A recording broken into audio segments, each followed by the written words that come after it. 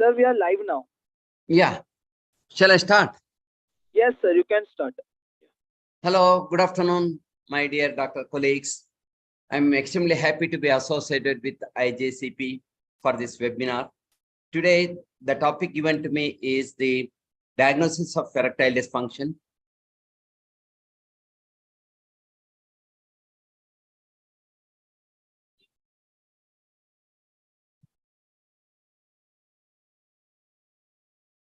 So today I'm going to cover up the diagnosis of erectile dysfunction. In my next session, I'll be covering about the management of erectile dysfunction. As you know, erectile dysfunction, I am going to cover the erectile dysfunction in the following chapters. Introduce the subject, go to the anatomy of penile erection, definition of ED, epidemiology of ED and coronary heart diseases, causes of ED, risk factor associated with ED, investigations for ED. The treatment aspect I am going to cover in the next subject. So today, what I'm going to cover is the male dysfunction, sexual dysfunction, particularly connected with the erectile dysfunction. Male sexual dysfunction is a disorder of the sexual behavior and sexual sensation that appears as an abnormality or absence of sexual psychology and physiological reaction in men. So in nutshell, no erection or loss of erection or less erection is the main male sexual dysfunction. It is general term for many different symptoms, including erectile dysfunction, coital failure, loss of libido, or loss of desire.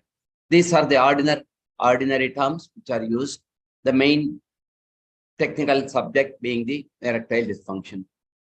So male sexual dysfunction is not a single disease. It means the whole process of male sexual activity, including sexual arousal, erection of the penis insertion into either vagina or to the mouth or to the anus, and ejaculation.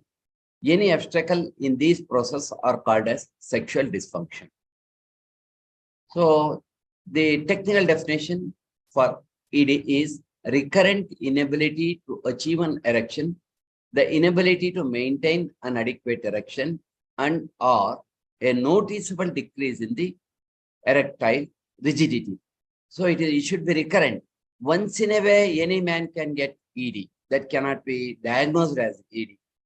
Sometimes when a person is stressed, or sometimes when there is too much work, one may not get adequate erection on particular date. That will not be defined as ED. The ED should be recurrent. That is, out of at least 7 out of 10 times, if the person fails, then only we can say that he has got ED. And inability to maintain an adequate erection. Person may have erection, but during intercourse, the erection may fail. Then also it is called as erectile dysfunction. And the third one is loss of rigidity. There may be rigidity, there may be tumescence, but it may not be adequate enough to penetrate the vagina or the anus. That is also called as erectile dysfunction.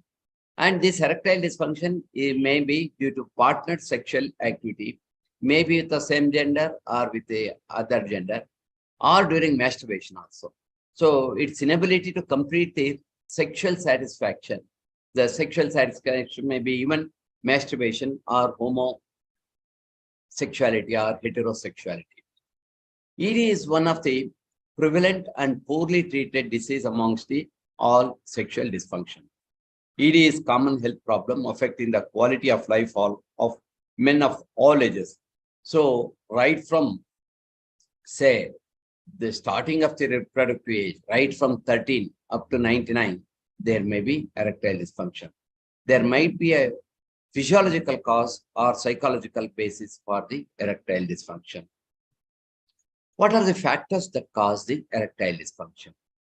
Erectile dysfunction may be caused by relationship factors, communication gap between the male and female partner, different level of desire or sexual activity, or violence. There may be a lot of demand by the male factor, but the lady may not be responding. Or there may be violence, force on the female partner that will cause relationship failure, and it causes ultimately erectile dysfunction. Individual vulnerability factors history of sexual or emotional abuse, existing psychiatric conditions such as depression or stresses can also cause erectile dysfunction. Cultural or religious factors, inhibitions of or conflicted attitudes regarding sexuality, where the girl might have been brought up in a very conservative family. There, the man may not get the proper erection due to relationship problem, due to cultural or religious factors. Lot of medical factors, an existing medical condition, or the effects of drugs or medications can cause the erectile dysfunction. So, coming to the anatomy of the penis, before we understand the erectile dysfunction, better we know the anatomy. When the blood vessels of the corpora cavernosa relax and open up, blood rushes in through the cavernous arteries to fill them.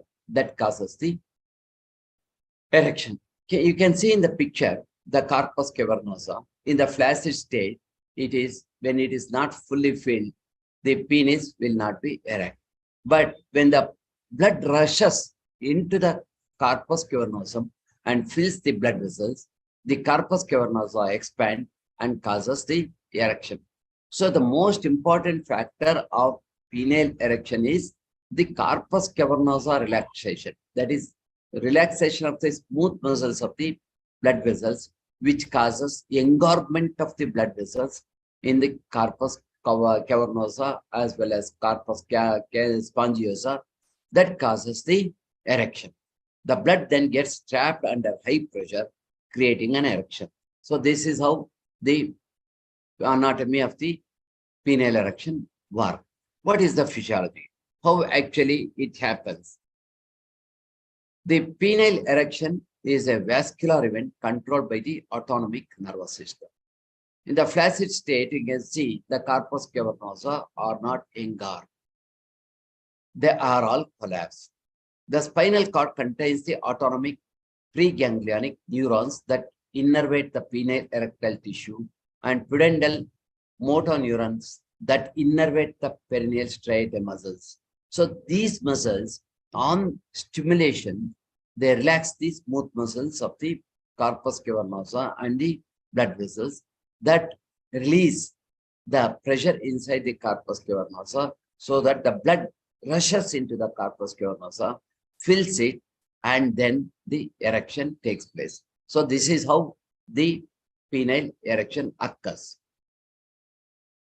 Now coming to the epidemiology of the erectile dysfunction. ED affects about 300 million men worldwide. Probably it is one of the largest diseases on this earth. And it is a major public health problem. Nearly 1/2 of men older than 40 years have some degree of erectile dysfunction at some point or the other. You can see in that picture how the erectile dysfunction has spread all over the world. In Asia, it is 13 to 71%. In Europe, it is 16 to 65%. In North America, it is 20%. So these are all the overall global ED prevalence. In Africa, it is 24 to 58%. In Oceanic, it is about 40 to 42%. That means no part of the world is left. Almost all the geographical regions in the world have this ED. The statistics given are the ones which have been done by the local scientists. It may not be accurate because there may not be so much difference between the continents as far as the erectile dysfunction is concerned. One thing is sure, more than 50% of the people, men above the age of 40 years, from whole on the entire world are suffering from the ED at one time or the other. It is projected that by 2025, more than 320 million patients will be affected by ED. That shows the enormous importance of knowing the erectile dysfunction and how to diagnose the erectile dysfunction and how to treat it. There are types of erections. There are three types: psychogenic erection, reflexogenic erection, and nocturnal erection. Psychogenic erection, as you know very well, it is controlled by the panchendriyas, the vision, the audibility, the skin, the touch, and the taste, all these, the sound, all these work on the human being, giving rise to erection. If a man, he say, of the reproductive age, looks at a nude girl, he gets erection because he gets all those panchendriyas acting upon it. That is, psychologically is aroused, desire starts. The second type of erection is reflexogenic. When we give vibrations to the penis, there will be reflex and the penis gets erected. That is reflexogenic.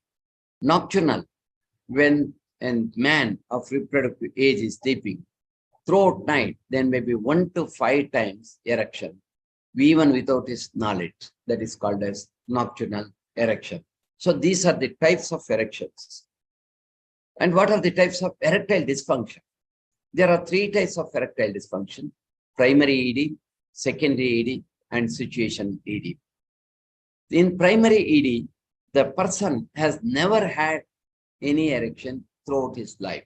That is, erection problem is there right from his starting of the sexual age, maybe 13 or 14, 15 or 17 or even 18. So usually the boys become the sexually active right from the age of 13. They start doing masturbation. And by the age of 17 or 18, they would have been already indulged in some type of sexual activity or not. So if there is no such activity right from the beginning of the sexual age, it is called as primary ED.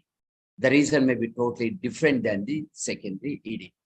Secondary erectile dysfunction is an acquired erectile dysfunction which occurs later on in the life by a man who previously had able to attain erection. For example, patients usually come and tell us, "Sir, I was perfectly okay till last month. From 1 month, the erection has failed. From 1 month, I'm not getting erection even if I see the nude picture or video, or even my partner puts her hand on my penis, or I cannot be aroused by any means. Earlier, I was perfectly okay." So that means secondary ED. Earlier, the person was normal, but now he has developed ED, maybe from past 1 week or 15 days or 1 month or 2 months or 6 months, so and so on. So that is called as secondary ED. The third one is situational ED. Person gets good direction at some times or the other, but at some other time when it is required, he will not get the erection. For example, a person may be perfectly okay in the bed with his lover or with, but with his wife, he may not be getting the erection. It is vice versa is also possible. The person may be getting perfect erection in his own bedroom, but outside, when he goes out, he may not get the same erection, and vice versa also. So situation ED depends upon the environmental factor and the partner factor. One may get a good erection with partner X, may not get the erection with the partner Y. That is called as situational ED. The erectile dysfunction can also be classified depending upon the amount of failure. It can be described as mild ED, moderate ED, and severe ED. This is done according to 5-item International Index of Erectile Function, that is IIEF 5. That is, in this questionnaire, we have this scoring system, score of 1 to 25. If the person gets 1 to 7, then it is indicating severe ED. If he gets 8 to 11 marks, it is moderate ED. 12 to 16, mild to moderate ED. 71 to 21, severe ED. 22 to 25, no ED. So this is how the scoring of the ED is done according to IIEF questionnaire scoring. That is International Index of Erectile Function. So usually in the erectile dysfunction man, about 28% have mild ED, 12% have moderate ED, and 5.7% have severe ED and 53% no ED. So this is the graph which shows the distribution of ED amongst the men. Relationship between the ED and the age. Overall prevalence is about 52% with the incidence of clearly increasing with the age. As the age advances, erectile dysfunction increases. So above the age of 69%, the erectile dysfunction is about 70%. Whereas between 60 to 69%, it is only about 50%. That is, as the age advances, the severity of the disease, that is erectile dysfunction, increases. The mean age, men age 50 to 59 have 3.6 times higher risk of developing ED as compared to those of 18 to 29 years. This graph clearly shows the prevalence of ED. At 20, it is 8%. At 30, it is 12%. At 40s, it is 39%. At 50s, it is 48%. At 60s, it is 57%. At 70s, it is 69%. Why there is an increase in the erectile dysfunction as the age advances? That is because it is age-related, hormonal and metabolic and inflammatory, as well as increased prevalence of other risk factors of ED in the older population. They are all responsible for this association. In other words, as the age advances, the erectile dysfunction increases. There is another association of the erectile dysfunction with the coronary artery disease, that is CAD.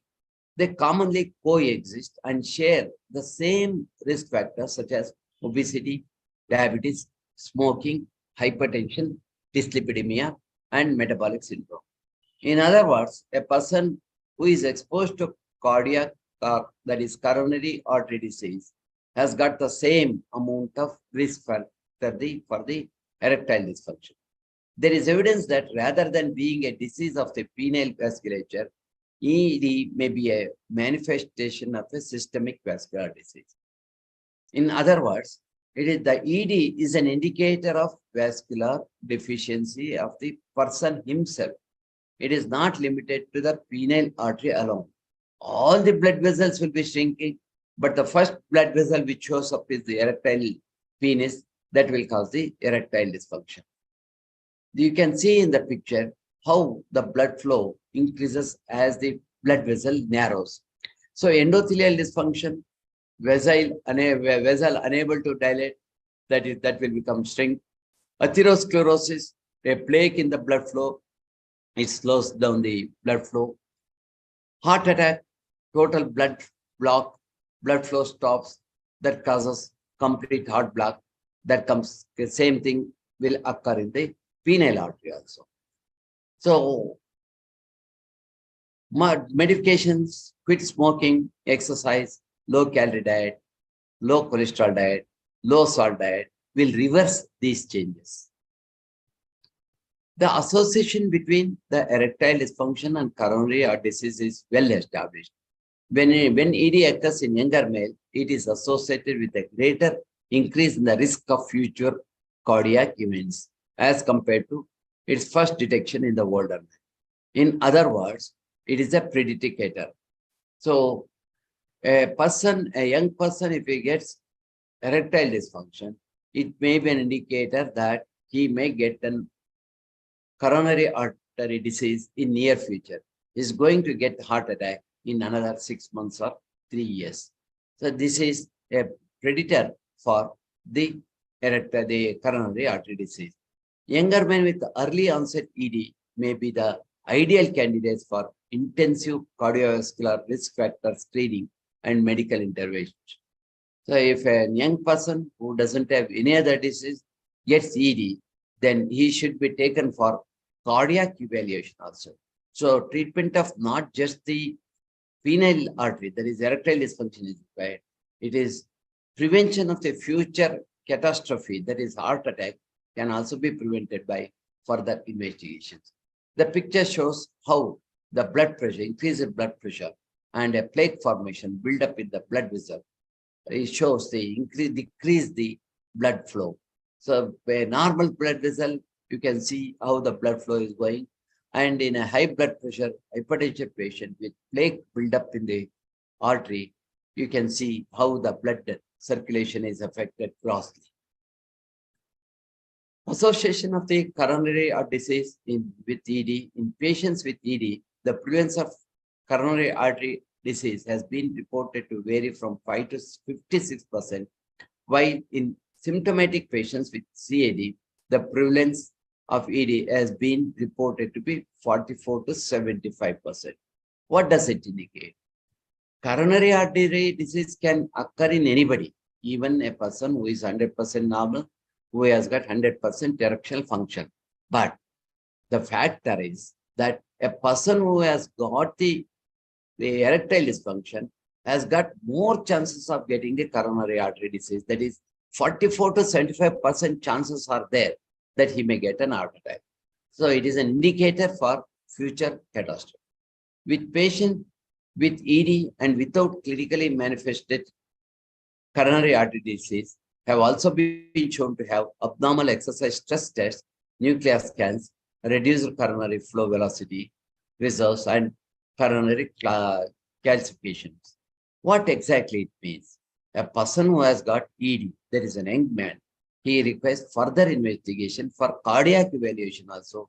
He should undergo ECG and all sorts of tests connected with the coronary artery, that is stress test and scans, and also if necessary angiograms, treadmill test, exercise stress test, all those need to be done in a young person who has got ED.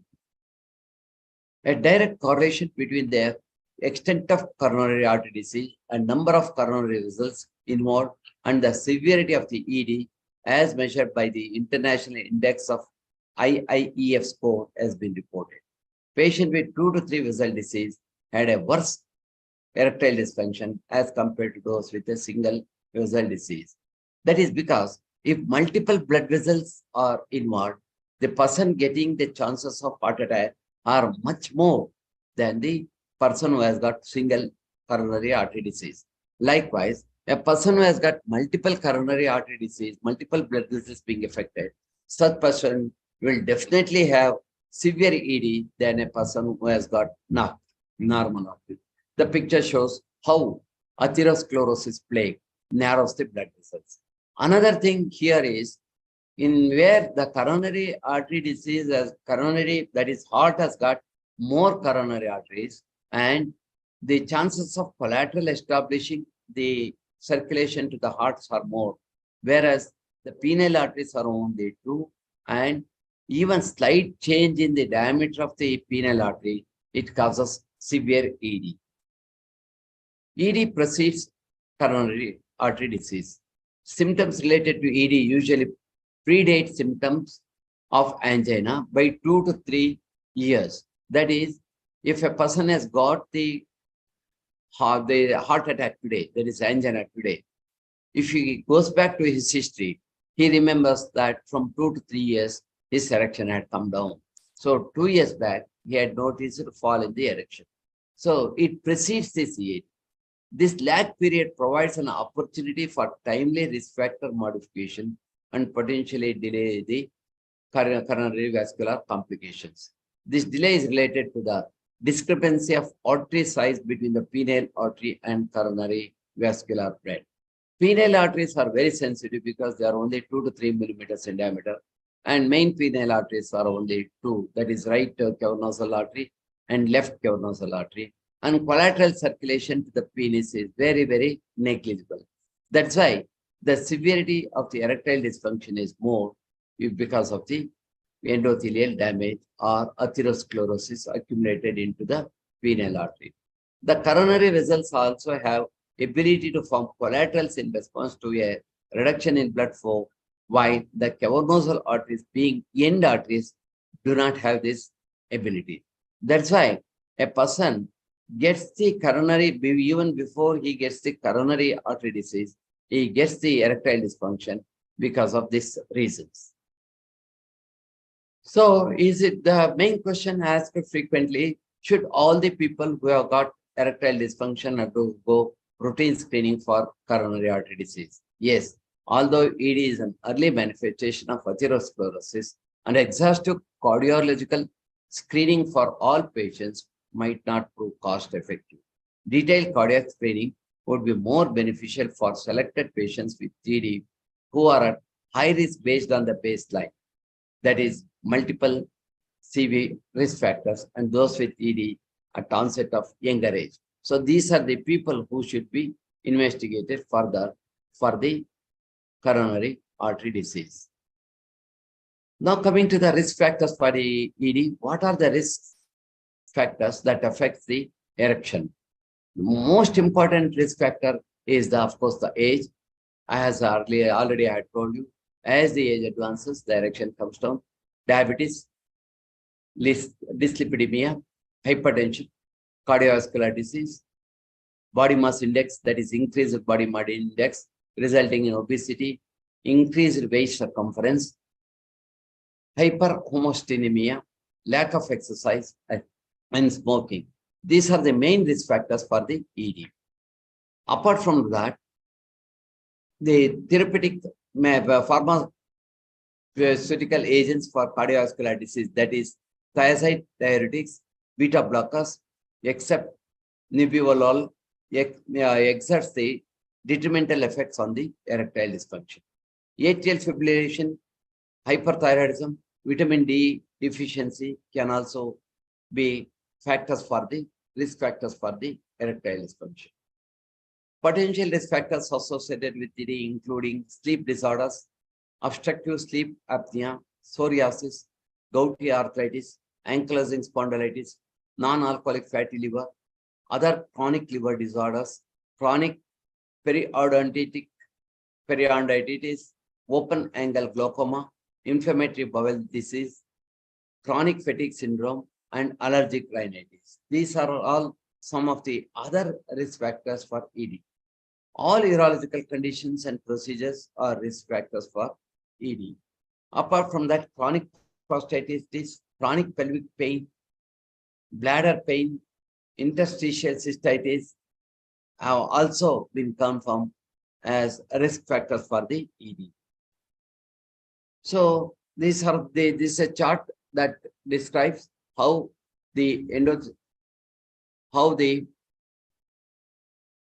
cardiovascular disease is linked with the endothelial damage that results in oxidative stress and endothelial cell injury that will give rise to erectile dysfunction as well as coronary vascular disease. Hypogonadism, dyslipidemia, tobacco, diabetes, and hypertension, they all lead to oxidative stress that results in endothelial injury. Once there is endothelial cell injury, that will give rise to vasoconstriction, increased autonomic activity, thrombosis, and atherosclerosis. All these will result in erectile dysfunction and coronary vascular disease.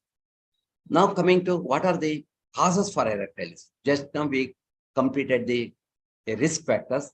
Now we will come to the causes of ED. The causes can be divided into cardiovascular disease causes, that is vascular causes, diabetes, medical products, surgical injuries, neurological diseases, endocrinopathies, psychological causes, and unknown causes. These are the causes for ED. The organic causes of disease-related sexual dysfunction are vasculogenic, neurogenic, and endocrinal causes. In vascular causes, we have atherosclerosis, hypertension, hyperlipidemia, diabetes, increased age, and sinusoidal fibrosis. In neurological causes, we have multiple sclerosis, epilepsy, Parkinson's disease, Alzheimer's disease, stroke, spinal cord injury, and pelvic surgeries. In endocrinological causes, we have testosterone deficiency syndrome, hypogonadism, and hyperprolactinemia. So these are the organic causes of the ED, that is vascular cause, neurological cause, and hormonal cause, that is endocrinal cause. How to differentiate between psychogenic and organic ED? The parameters are onset of disorder, precipitating event, erectile function before intermission, erectile function after intermission, erectile response to other sexual stimuli, nocturnal or morning erections, course of disorder, associated ejaculatory disorders, and nocturnal penile tumescence. So in psychogenic ED and organic ED, these parameters differ. That's how we can diagnose whether it is organic ED or psychogenic ED. These are all some of the causes for erectile dysfunction, as I had already told. Advanced age, obesity, cigarette smoking, and medicines like analgesics, anticholinergic drugs, anticonvulsants, antidepressants, antihistamines, antihypertensives, tranquilizers can cause ED. And all surgeries related with the pelvis, that is pelvic radiation, radical prostatectomy, and all other such surgeries may cause ED. Apart from that, the existing diseases like cardiovascular disease, diabetes mellitus, hypercholesteremia, hypertension, and cirrhosis of the liver can cause ED. Also, neurological conditions like Alzheimer's disease, multiple sclerosis, Parkinson's disease, paraplegia, quadriplegia, and stroke can also cause ED. And last not the least, the psychological causes. Anxiety, depression, guilt of history of sexual abuse, marital or relationship problem can cause ED. In a nutshell, the disease factors: diabetes, cardiovascular disease, chronic kidney disorder, and cancer. Lifestyle factors: obesity, smoking, and alcohol. All these will cause sexual dysfunction. Apart from that, environmental factor: bisphenol A, polychlorinated bisphenol, phytoestrogens, heavy metals can cause ED. Drug factors: antidepressants, cardiovascular drugs, antibacterials, and anticholinergic drugs can cause ED. Coming to psychogenic ED may be the factors affecting this one. Most of these psychogenic factors for ED causes anxiety. Some of the anxiety factors which cause anxiety are performance anxiety, previous failure, relationship problem, problems with intimacy, depression, guilt, psychological trauma, previous sexual abuse. All these will cause an anxiety in the patient that results in psychogenic erectile dysfunction. Vasculogenic, it could be atherosclerosis, hypertension, or a trauma to the blood vessels that cause narrowing of the penile arteries that manifest as ED before becoming apparent in other arteries. Neurogenic factors: stroke, spinal cord injury, radical pelvic surgery, diabetic neuropathy, and pelvic injury. These are the neurogenic causes. And hormonal hypogonadism, hyperprolactinemia can cause erectile dysfunction. Drug-induced antihypertensives, antidepressant drugs, antiandrogens, alcohol abuse, cigarette smoking can cause ED. So coming to the diagnosis of ED, the diagnostic algorithm for ED is following. This is the flow chart for the diagnosis of the ED. You can just see the flow chart. After the lecture also, you can download the lecture and go through the ED. In a nutshell, this is how the European Andrological Union Guidelines 2021 gives the patient the guidelines. So patient with ED is self-reported by the patient or by the partner. The medical and psychosexual history has to be taken. That has to be elaborate, and you can be validated instruments using IIEF scoring method, which I have shown earlier. By medical and psychosexual history, you can divide the ED into identify other sexual problem, identify common causes of ED, identify reversible factors for ED, and assess psychological status, and focus on the physical examination, penile deformities, prostatic disease, signs of hypogonadism, cardiovascular and neurological status.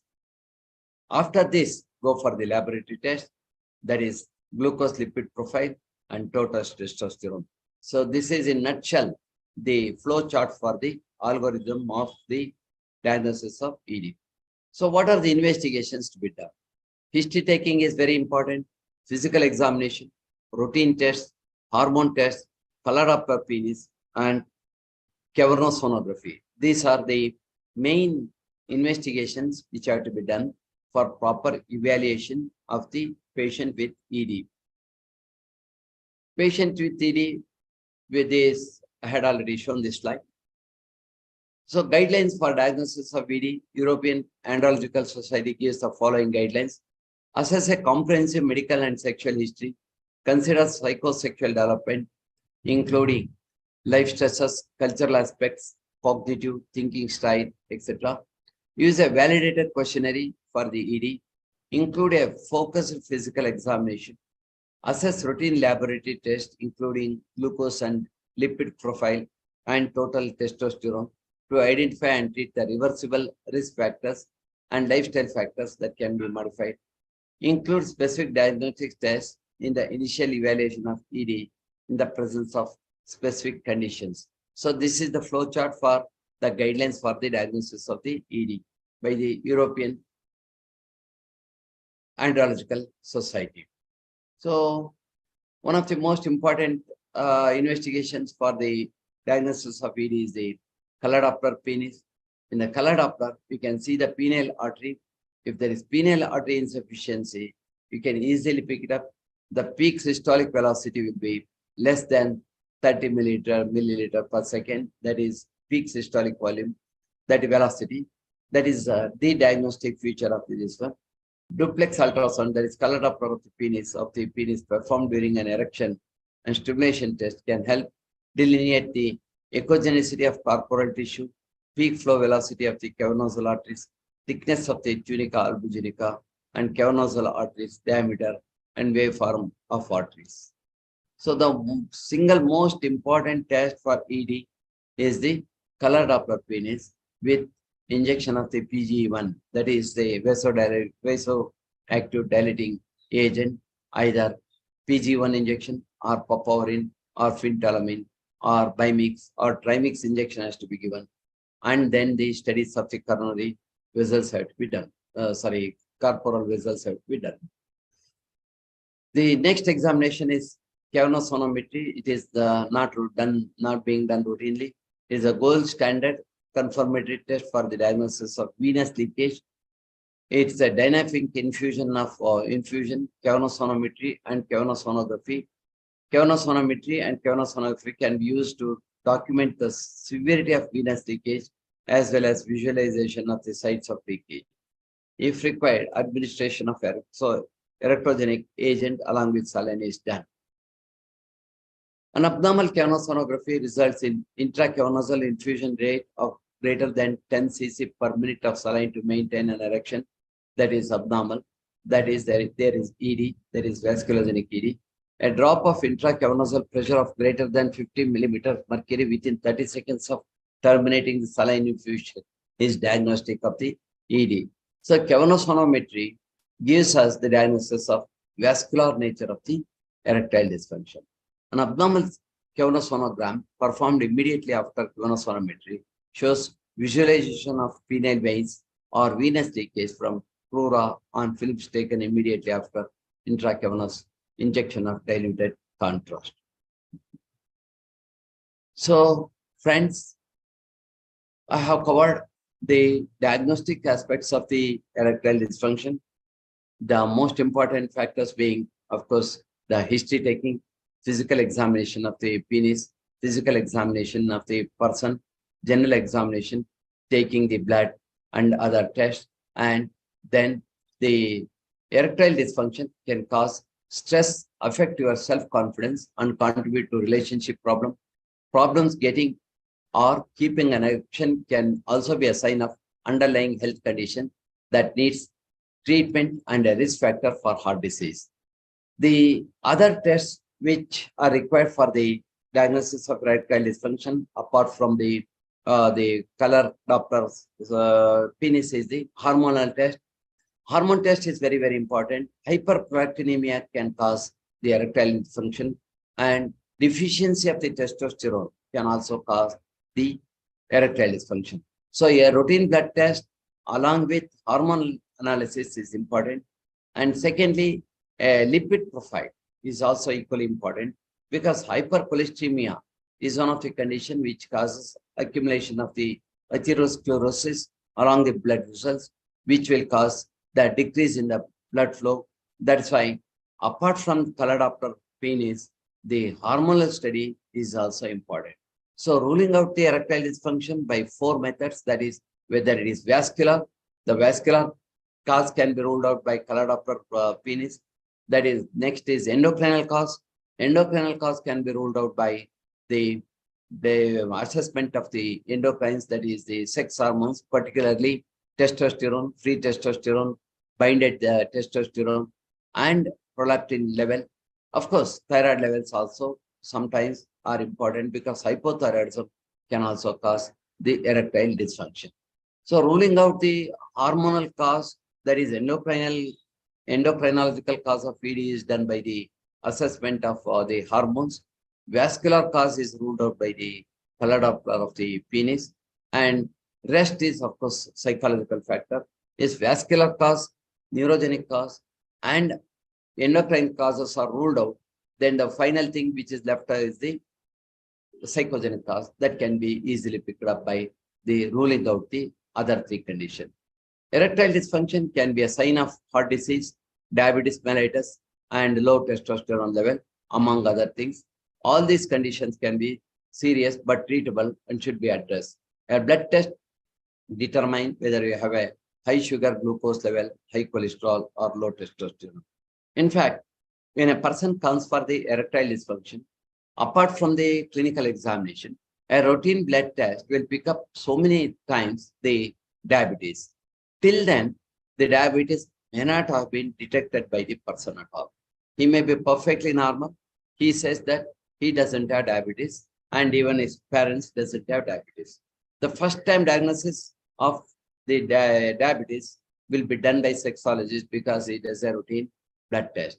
So picking up hypercholesteremia, hyperglycemia, and testosterone, that is hypogonadism, will be done first time by the sexologist, because the predators for these diseases, forthcoming diseases, can be picked up by these tests. So routine blood test, hormonal examination, that is particularly testosterone and the prolactin level and thyroid level is very, very important. Apart from that, then go for the color Doppler penis, and if necessary, cavernous-sonography. Why this diagnosis of the erectile dysfunction, the cause of erectile dysfunction is important, because it not only treats the erectile dysfunction, it prevents the further damage to the patient by other diseases by taking proper precautions, especially for the incoming coronary artery disease and diabetes and other neurological conditions and hypogonadism, that is low testosterone level. That's why, friends, diagnosis of erectile dysfunction is not important only from the point of intercourse or sexual enjoyment. It is equally important from the point of preventing the further catastrophes for the patient. And the risk factors associated with the erectile dysfunction are very, very similar to the risk factors associated with the coronary artery disease, as well as diabetes, as well as hypertension. So proper history taking, proper diagnosis is very, very important. Once the proper diagnosis of ED is made, the management becomes easy. I'll be covering the management of the erectile dysfunction in my next lecture. So very happy to be associated with the International Journal of Clinical, the Indian Journal of Clinical Practice. I thank the authorities of IJCP for giving me an opportunity to address all my friends who have taken this one. So if there are any questions, I'll be very happy to ask. Kindly limit your questions to the the diagnosis of erectile dysfunctions, regarding the management of erectile dysfunction. And definitely I'll come out in the near future as soon as the IJCP authorities give me an opportunity to share my views with you. Thank you very much. Yeah, sir, there are some questions now. Hello. Yeah. Yeah, Can you sir. increase your volume, please? Hello. Yeah. Yeah, there are some questions now. I will post Yeah. one by one in the chat. Yeah.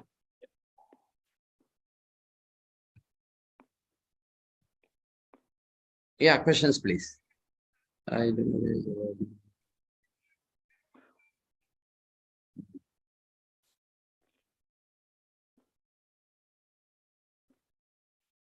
The first question I have posted. Yeah. Yeah. Hello. Hello. Huh. Yes, sir. Shall I tell you the question? Yeah, please. You can type or tell it. No problem. I can hear you now. Yes, sir. The first question is there a Ah. correlation between erectile dysfunction and heart and prostate medication? Yeah, yeah. See, most of the treatment for prostate, that is radiation therapy or treatment for surgical therapy or chemotherapy, definitely they will decrease the erectile dysfunction. And most of the surgery, that is surgery for the prostate, that is chemotherapy or radiation therapy or surgical intervention, causes the damage to the penile nerves, the resulting in the erectile dysfunction. Medical medicines for prostatic disease may not directly affect the erectile dysfunction. Hello. Yeah. We have next question also. Yeah. What treatment options are there for buried penis? For buried penis. Buried penis. Can you please repeat the question? What treatment options are there for a buried penis? Yeah, buried penis usually occurs in patients who are severely obese, where the body mass index is more than 40. The first and foremost treatment for buried penis is to reduce the weight, reduce the obesity, decrease the fat around the penis. That is the most important treatment that can be done either by diet and exercise or by surgical method of taking out the fat around the penis. That is the first thing. And once that is done, then by mechanical methods, by pulling the penis, by vacuum pump, by other techniques, by giving the weight and traction, we can increase the penile size. And also by platelet-rich plasma injection to the penis, we can increase the size of the penis. But for buried penis, the most important thing is you have to take the burial out. That is, the fat around the penis is the worst enemy, which causes the buried penis. That fat has to be taken out either by physical method or by medical treatment. The diet, exercise, or the removal of the fat around the penis by surgical liposuction. Sir, we have next question also. Yeah. Will penile rehabilitation completely restore sexual function after prostate surgery? Yeah, definitely. We can achieve up to 90% success rate by starting the penile rehabilitation treatment. That is vacuum therapy, give the vacuum pump to the patient, and immediately soon after the prostatic surgery, after the patient recovers from the post-surgical trauma, that is after 1 month, start platelet-rich plasma infusion to the penis that will rehabilitate, that will rejuvenate the penile nerves, as well as it causes neovascularization of the cavernosal blood vessels, that gives a better erection.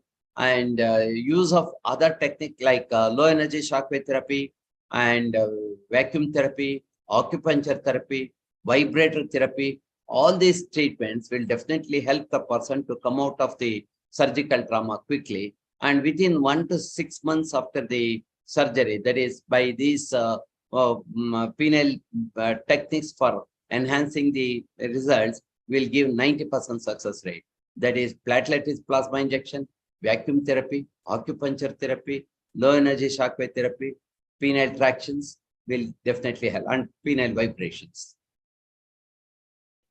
Sir, the next question is, what is the role of respiratory diseases is the etiology of erectile dysfunction? Please repeat the question. What is the role of respiratory diseases in the etiology of erectile dysfunction? See, not only respiratory disease, any chronic illness, let it be liver or kidney or respiratory or heart disease or neuromuscular disorders or muscular disorders or arthritis, spondylitis, any disease will result in erectile dysfunction because once the general health is decreased, the erection will definitely come down and that results in the erectile dysfunction. Especially respiratory disorder, what happens? There will be shortness of the breath. What happens during the intercourse, during the arousal phase, during the desire phase? The heart rate increases, the respiratory rate increases, there will be penile erection. And once the intercourse starts, the person's basal metabolic rate increases, the heart rate increases, he starts breathing more. If there is respiratory distress, what happens? He starts gasping. He is unable to maintain the oxygen level in the blood. That will decrease the oxygen flow in the blood vessels also. So PCO2 will decrease not only in the heart, but also in the penile artery, resulting in erectile dysfunction. So any person who has got chronic failure of the, not only the liver or kidney, even of the lungs, will have severe erectile dysfunction. It is directly correlated, directly related to each other.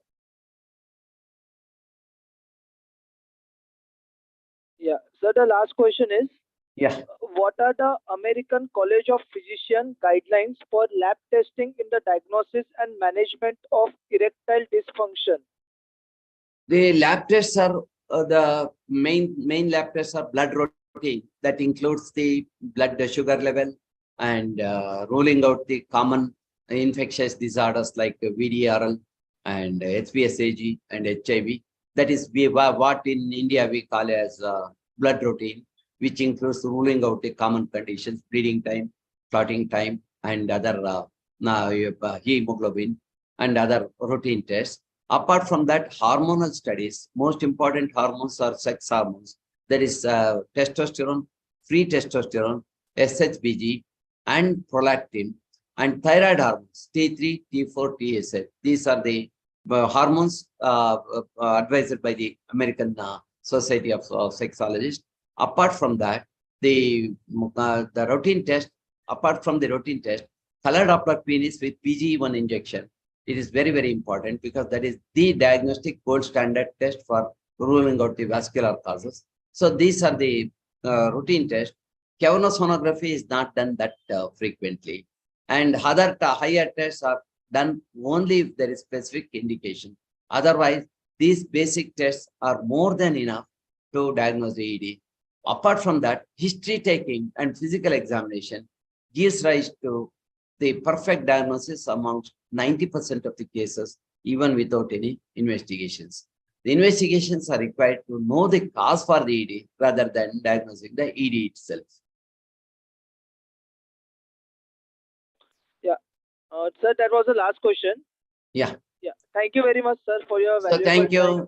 Thank you very much. I sincerely thank all the doctors who, in spite of being an afternoon session where the people will be relaxing after the lunch, post-lunch session, usually they'll go for rest and sleep. In spite of all those things, they have joined here for this webinar to listen to my lecture.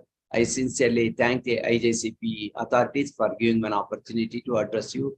So I'll come out with the management of the ED in the next lecture as soon as the IJCP people allow me to do so. Thank you. Thank you very much.